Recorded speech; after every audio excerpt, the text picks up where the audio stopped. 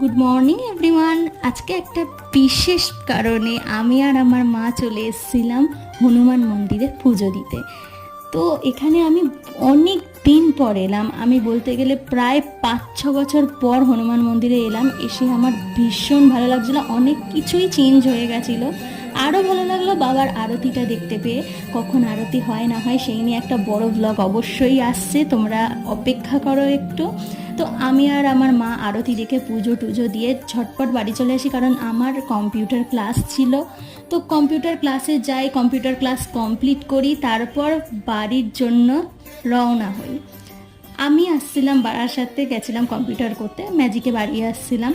তো হঠাৎই front camera করে নিজের মুখের এই বেহাল দশা দেখে আমি অবাক হয়ে গেছি। তারপর ঝালমুড়ি খেতে খেতে বাড়ি চলে আসি।